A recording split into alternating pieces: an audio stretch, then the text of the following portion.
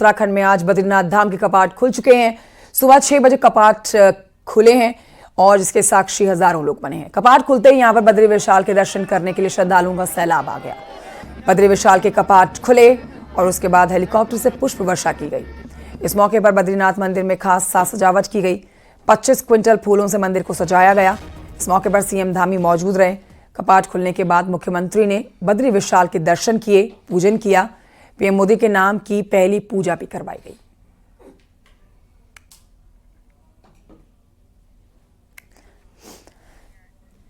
ये आज की तस्वीरें आपके सामने। इन 8 तस्वीरों से आप आज जिस तरह से सुबह 6 बजे कपाट खुले, उसके बाद पुष्प वर्षा हेलीकॉप्टर के माध्यम से भक्तों के ऊपर की गई। सेना का आर्मी बैंड की धुन से मंत्रमुग्ध हो गए सारे भक्त। लोक नृत्य करके बद्रीनाथ धाम में भगवान का स्वागत किया गया और सीएम धामी भी इस मौके पर मौजूद रहे। तो इन 8 तस्वीरों से आप आज के बद्रीनाथ धाम के कपाट खुलने के अवसर पर किस तरह से तस्वीरें निकलकर सामने आई है वो आप देख सकते हैं।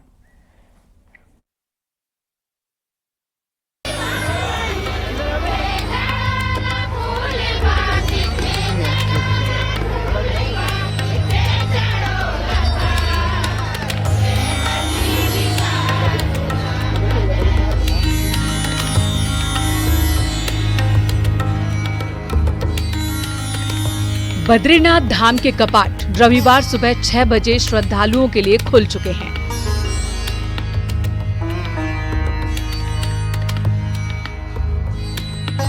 कपाट खुलते ही भगवान बद्री विशाल की विधि विधान से पूजा पाठ की गई। बद्रीनाथ मंदिर को 25 क्विंटल रंग बिरंगे फूलों से सजाया गया है। बद्रीनाथ के कपाट खुलने के मौके पर उत्तराखंड के सीएम पुष्कर सिंह धामी मौजूद रहे। कपाट खुलने के बाद सीएम धामी ने प्रधानमंत्री मोदी के नाम की पहली पूजा की और भगवान बद्री विशाल से देश की खुशहाली और समृद्धि की कामना की। इससे पहले सीएम धामी श्रद्धालुओं के बीच पहुंचे और लोगों से सुविधाओं को लेकर बातचीत की। इस दौरान लोगों में सीएम के साथ सेल्फी लेने की होड़ मच गई। कपाट खुलने पर भगवान बद्रीनाथ मंदिर और श्रद्धालुओं पर हेलीकॉप्टर से पुष्प वर्षा की गई। पहले दिन ही हजारों की संख्या में श्रद्धालुओं की भीड़ दिखी। सभी आने वाले तीर्थयात्रियों का, श्रद्धालुओं का, सबका देवभूमि उत्तराखंड आगमन पर, भगवान के द्वार पर पधारने पर सबका स्वागत करता हूँ, अभिनंदन करता हूँ और भगवान से प्रार्थना करता हूँ कि सभी आने वाले तीर्थयात्रियों की, श्रद्धालुओं की यात्रा कुशलतापूर्वक संपन्न हो और यात्रा सबकी अच्छी हो। उसके निमित्त सारे प्रयास किए गए हैं, सारे प्रबंध किए गए हैं। बद्रीनाथ के कपाट खुलने पर आर्मी के बैंड की धुन को बजाया गया।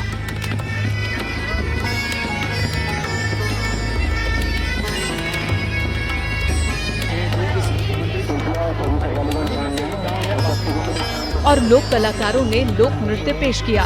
कपाट खुलने के पहले दिन ही भगवान बद्री विशाल के दर्शन के लिए हजारों की संख्या में श्रद्धालु धाम में पहुंचे और दर्शन के लिए लंबी लाइन में घंटों इंतजार करते दिखे। बद्रीश्वर के पावन कपाट मुहूर्त के अनुसार उद्घाटित किए जाते हैं। तो आज का जो मुहूर्त था, मेष लग्न में भगवान के कपाट उद्घाटित किए गए। भगवान का द्वार पूजन किया गया। द्वार पूजन के साथ साथ और शांति पाठ के माध्यम से सबके और अभ्युदय और कल्याण की कामना की गई, सबकी शांति की कामना की गई। सर्वत्र शांति ही शांति हो, यह प्रार्थना भगवान के चरणों में की गई। क्या नाम है आपका? मेरा नाम भावना भंडारी है और हमने दर्शन कर लिया। सुबह से हम लाइन में थे, लेकिन बहुत अच्छे, बड़ी आराम से, बहुत ही अच्छे से जो है बद्री विशाल के दर्शन हुए हैं, तो बहुत अच्छा लगा है। गांव के हैं निवासी, यहाँ पे कुबेर जी के साथ सुबह यहाँ पे आए हैं। बहुत ही अच्छा लग रहा है। बहुत ज्यादा श्रद्धालु यहाँ पे आए हैं। भगवान सबकी मनोकामना पूर्ण करे। जय बद्री विशाल।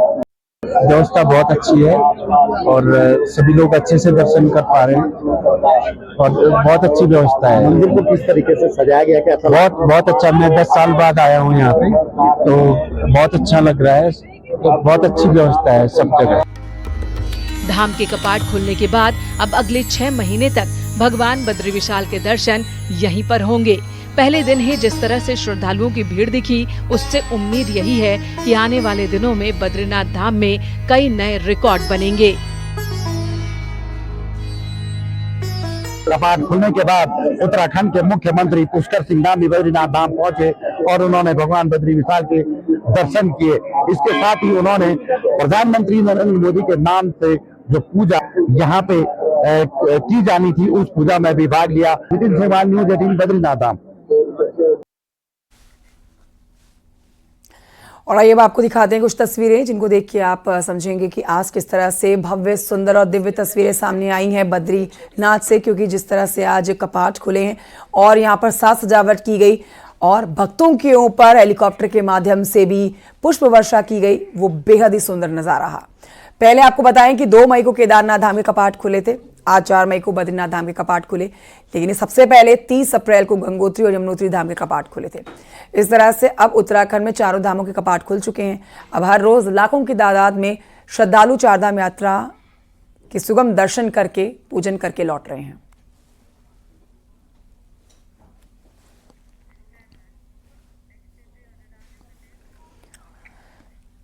चमोली बद्रीनाथ धाम में सत्यापन जारी है। बाहरी राज्यों से आने वाले व्यक्तियों के सत्यापन बद्रीनाथ थाने में किए जा रहे हैं। 500 से अधिक लोगों का सत्यापन चमोली पुलिस के द्वारा किया जा चुका है। 400 से अधिक नेपाली मूल के निवासियों का सत्यापन हुआ है, जबकि 74 से अधिक अन्य राज्यों से आने वाले लोगों का सत्यापन किया गया।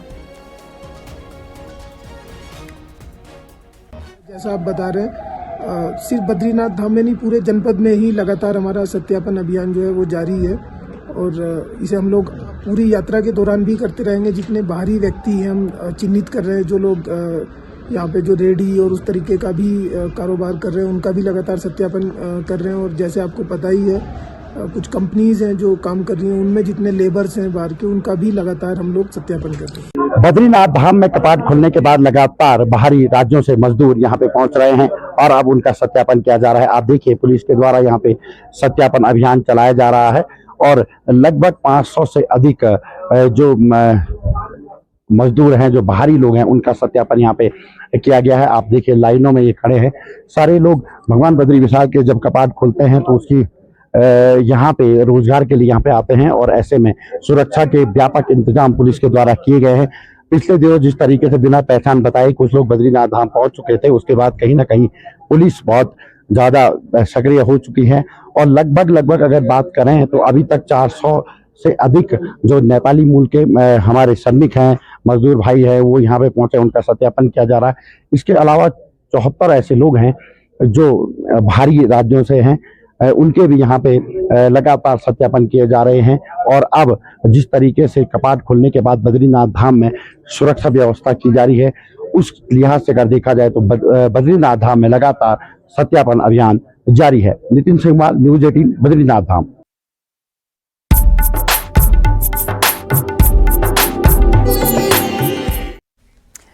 उत्तरकाशी में गंगोत्री यमुनोत्री धाम में 4 दिन में 61,000 से ज्यादा यात्री दर्शन कर चुके हैं।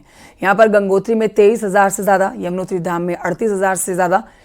हर समय, हर घंटे ये आंकड़ा बढ़ता जा रहा है, जिस पर आपको हम कुछ नंबर दिखा रहे हैं, कुछ आंकड़े बता रहे हैं। लेकिन अब जैसे जैसे समय आगे बढ़ रहा है, वैसे वैसे श्रद्धालुओं की संख्या भी बढ़ती जा रही है। लेकिन आपको बता देते हैं कि अब तक रिकॉर्ड तोड़ लोग यहाँ पर पहुंचते हुए नजर आ रहे हैं। चारधाम यात्रा के सुगम और सुरक्षित संचालन के लिए कई इंतजाम किए गए हैं प्रशासन की तरफ से। जिला प्रशासन ने गंगोत्री और यमुनोत्री धाम में टोकन सिस्टम को लागू कर दिया है।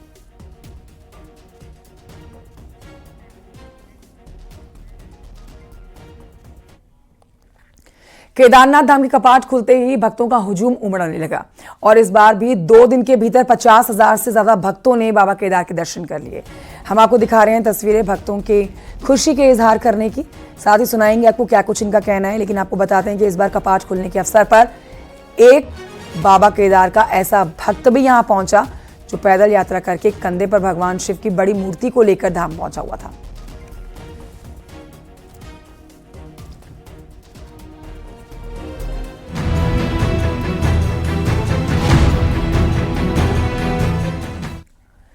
उत्तराखंड समेत देश भर में आज नेशनल टेस्टिंग एजेंसी नीट्स की परीक्षा करवा रहा है। दोपहर 2 बजे से लेकर शाम के 5 बजे तक परीक्षा होने जा रही है ऑफलाइन माध्यम से। जिसके लिए सेंटर पर कड़ी सुरक्षा व्यवस्था देखने को मिल रही है।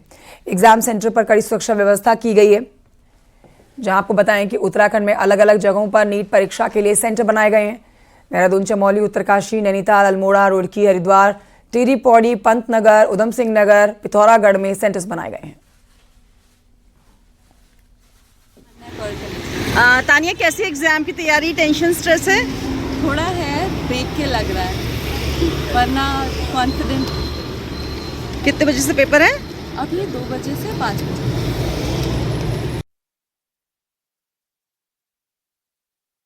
भारती सकलानी, एग्जाम अब से थोड़ी देर के बाद शुरू होने वाला है। बहुत महत्वपूर्ण पेपर पूरे देश में आज किया जा रहा है। उत्तराखंड में कहां पर सेंटर्स हैं, किस तरह से चाक चौबंद सुरक्षा व्यवस्था के बीच में परीक्षा कराई जाने वाली है, विस्तृत जानकारी दें। थोड़ा सा इंतजार और 2 बजे से पेपर शुरू हो जाएगा। नीट का एग्जाम 2.5 लाख मेडिकल सीटों के लिए करीब 23 लाख अभ्यर्थी हैं जो कि एग्जाम आज देने के लिए आए हुए हैं। देहरादून की बात करें तो अलग अलग जगह पर सेंटर्स बने हुए हैं जहां पर स्टूडेंट्स अपने एग्जाम को दे रहे हैं। 2 बजे से लेकर 5 बजे तक एग्जाम होगा ऑफलाइन मोड में।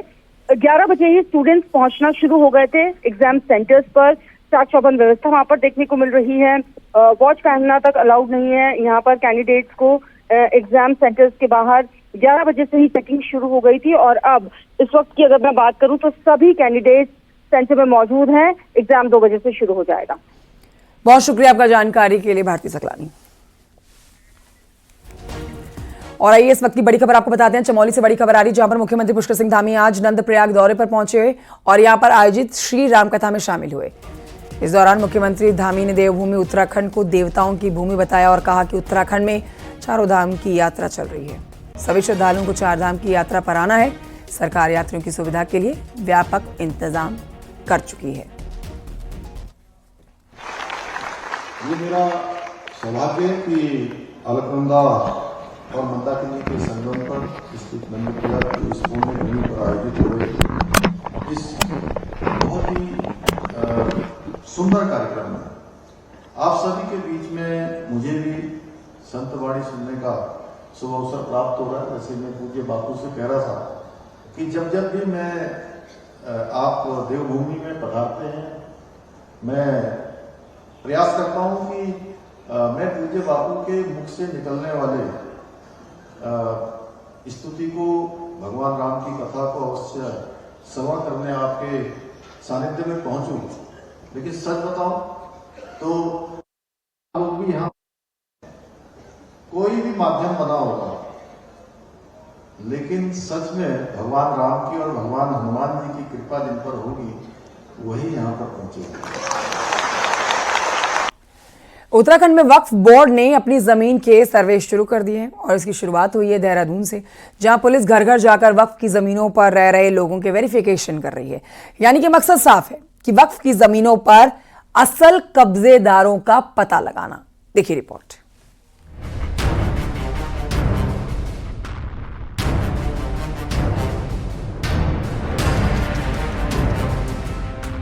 वक्फ संशोधन बिल को लेकर भले ही मामला सुप्रीम कोर्ट में चल रहा हो, लेकिन उत्तराखंड वक्फ बोर्ड ने देहरादून पुलिस को वक्फ की संपत्ति के सर्वे शुरू करने को लेकर लेटर भेजा है। दरअसल उत्तराखंड वक्फ बोर्ड को लगता है कि ज्यादातर जगहों पर वक्फ की जमीन पर किराएदार बैठे हैं, जो कि बाहरी राज्यों से आकर उत्तराखंड में रहने लगे हैं, इसलिए इनका सर्वे जरूरी है। पुलिस ने सर्वे को लेकर काम भी शुरू कर दिया है। देखिए, इसमें चूंकि इस तरह के हमारे पास अभी डेटाबेस नहीं है कि वो किराए की संपत्ति है कि खुद के स्वामित्व है। बेसिकली अभी हमने व्यक्ति विशेष लोग जो रह रहे हैं यहाँ से बाहर से आकर उनका सत्यापन किया, और अगर ये हमें कोई डेटा उपलब्ध कराते हैं तो डेफिनेटली ये कानून के आधार पर हम उसको एक बार और सत्यापित कर लेंगे। वहीं वक्फ संशोधन बिल को लेकर मुखर होने वाले समाज सेवी मानते हैं कि न सिर्फ उत्तराखंड बल्कि देश भर में वक्फ की जमीनों पर रसूखदारों ने कब्जा कर रखा है। ऐसे में जरूरी है कि इन जमीनों को देखा जाए कि आखिर यहाँ रह कौन रहा है। जबकि बीजेपी भी मानती है कि सर्वे जरूरी है। कई लोग ऐसे हैं जो वक्फ की जमीनों का बेजा इस्तेमाल कर रहे हैं। बिल्कुल बहुत ज़्यादा सख्त ज़रूरत है, इसीलिए मैंने कहा ट्रांसपेरेंसी, ऑडिट एंड आंसरेबिलिटी, ये तीनों चीज़ें हैं जो की है। ट्रांसपेरेंसी होना बहुत ज़रूरी है, ऑडिट होना बहुत ज़रूरी है और आंसरेबिलिटी होना ज़रूरी है कि चेक तो करें कि उस ज़मीन पे क्या ये हकीकत है कि डीड में लिखा हुआ है कि यहाँ मदरसा होना चाहिए था और वहाँ दुकानें खड़ी हुई हैं। उन दुकानों का पैसा किसके पास जा रहा है, वो पैसा कौन खा रहा है, उस पैसे से क्या काम होना चाहिए। तो ये चेक एंड बैलेंस का टाइम आ गया है कि हमें ये सारी चीज़ें सख्ती से देखनी चाहिए। उत्तराखंड में भी सैकड़ों शिकायतें आई है और बड़ी बात इसमें यह है कि जो लाखों करोड़ों की संपत्ति वक्फ बोर्ड के पास है उसका उपयोग मुस्लिम समाज के व्यापक हित में नहीं आ रहा। मुस्लिम जो नेता थे, प्रभावशाली नेता, कांग्रेस के जो बड़े प्रभावशाली नेता हैं, वे लोग जो है उस संपत्ति का, उस जमीन का उपयोग कर रहे हैं, दुरुपयोग कर रहे हैं। उत्तराखंड में बाहरी राज्यों से आकर रहने वाले लोगों की संख्या बढ़ने की बात समय समय पर उठती है, लेकिन इस सर्वे से ये तो साफ हो जाएगा कि आखिर इसमें सच्चाई कितनी है। देहरादून से भारती सकलानी उनियाल की रिपोर्ट। बागेश्वर से अगली खबर है, जहां पर देर रात एक गांव में गुलदार 4 साल के बच्चे को उठा ले गया। ग्रामीणों को शव का पता बहुत दूर जाकर लगा। बच्चे का शव गुलदार बहुत दूर फेंक कर गया, जिसे बरामद किया गया। ग्रामीणों के द्वारा घटना के बाद गांव में मातम पसरा हुआ है, लोग दहशत में हैं। ग्रामवासियों ने गुलदार को जल्द से पकड़ने की मांग की है। वन विभाग गुलदार को पकड़ने के लिए पिंजरा लगाने का काम कर रहा है। कपड़ा में जो घटना हुई है, लेपर्ड के द्वारा जो एक बच्चे को यहाँ पर उठाकर गथरे के पास अभी हमें मृत मिला है, इस पर कार्रवाई की जा रही और यहाँ पर उपस्थित राजस्व विभाग, पुलिस प्रशासन और वन विभाग की टीम उपस्थित है। पुलिस द्वारा पंचायतनामे की कार्रवाई की जा रही है। जल्द से जल्द इस तेंदुओं को कवर करेगा ताकि कोई अनहोनी और ना हो सके। केदारनाथ हाईवे और सीतापुर पार्किंग के पास एक शख्स अचानक से अनियंत्रित होकर सड़क से नीचे गिर गया। गंभीर रूप से घायल इस शख्स को अस्पताल में भर्ती कराया गया। अस्पताल में भर्ती कराने के बाद पुलिस ने घायल का रेस्क्यू किया और उसे इलाज के लिए अस्पताल में भर्ती करा दिया। देहरादून से इस समय एक बड़ी खबर आ रही है, जहां पर मौसम से वन विभाग को राहत। जंगलों की आग से विभाग को मिली है बड़ी राहत। शनिवार को रिकॉर्ड नहीं हुआ एक भी आग लगने का मामला। अभी तक 180 बार जंगल की आग लग चुकी है। 209 हेक्टेयर फॉरेस्ट एरिया आग से प्रभावित हुआ है। बारिश, बूंदाबांदी से वन विभाग को राहत मिल गई। अब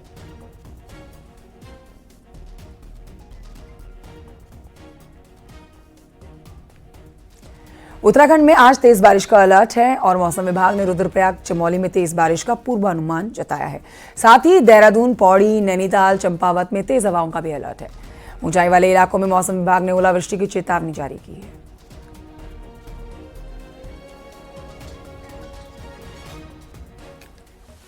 और इस समय एक बड़ी खबर आ रही है देहरादून से, बड़ी खबर, जहां पर मुख्यमंत्री पुष्कर सिंह धामी सरकार ने बद्रीनाथ केदारनाथ मंदिर समिति के अध्यक्ष नियुक्ति कर दी है। हेमंत द्विवेदी को बीकेटीसी का नया अध्यक्ष बनाया गया है। अजेंद्र अजय का कार्यकाल खत्म होने के बाद ये पद खाली था और अब धामी सरकार ने हेमंत द्विवेदी को अध्यक्ष बनाया। पहली बार 2 उपाध्यक्ष भी बनाए गए हैं। विजय परवान, ऋषि सती उपाध्यक्ष बनाए गए।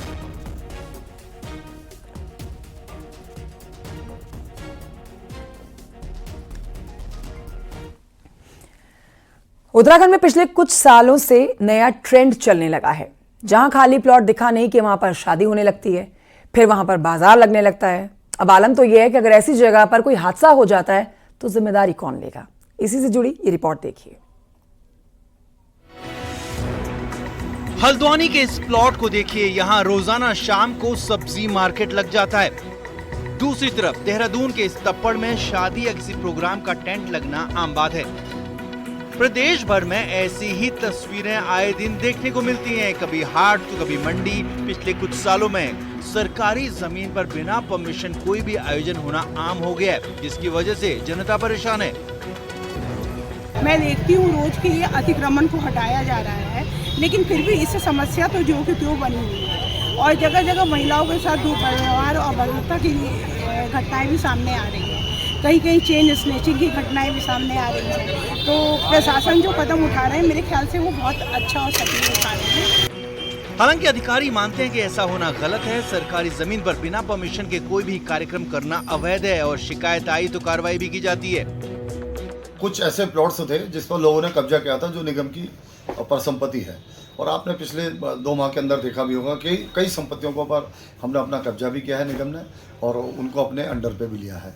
कुछ हाट बाजार भी शहर के अंदर लगते हैं, उनके भी हमने अभी रेगुलर उनको करने का हमने प्रयास किया है, और इसमें कल हमारी मीटिंग भी हुई, उसको भी हम आगे एडवाइजरी उसके लिए भी जारी करने वाले हैं। देखिए, जो चिन्हित स्थल है जिनके पास लाइसेंस है वो तो इस कार्य के लिए उनको अनुमति प्रदान की जाती है। यदि कोई ऐसा स्थान है जो खुला है, खाली पड़ा हुआ है और उसके बिना अनुमति के सक्षम जो प्राधिकारी हैं, संबंधित संस्थान हैं, बिना अगर उनकी अनुमति के इस प्रकार की कोई गतिविधियाँ संचालित हो रही हैं, उनको हम अवैध की श्रेणी में मानेंगे, और यदि कोई ऐसा संज्ञान में आता है तो संबंधित विभागों से उनके विरुद्ध कार्रवाई करने के लिए निर्देशित की जाएगी। पिछले कुछ सालों में जमीनों पर अवैध कब्जे के मामले तेजी से बढ़े हैं, जिसकी बड़ी वजह प्रशासन की ढील भी रही है। कहीं संडे मार्केट तो कहीं सब्जी मंडी लगने लगी है, और ऐसे में अगर कोई हादसा इन जगहों पर हुआ तो कौन जिम्मेदार होगा ये किसी को नहीं पता। हल्द्वानी से शैलेंद्र नेगी के साथ देहरादून से भारती सकलानी की रिपोर्ट। हरिद्वार से खबर, जहां पर पुलिस का वेरिफिकेशन जारी है और पुलिस ने 300 से ज्यादा लोगों का सत्यापन किया। असम, पश्चिम बंगाल, बांग्लादेश से आकर यहां रहने वाले लोगों पर खास पैनी नजर है।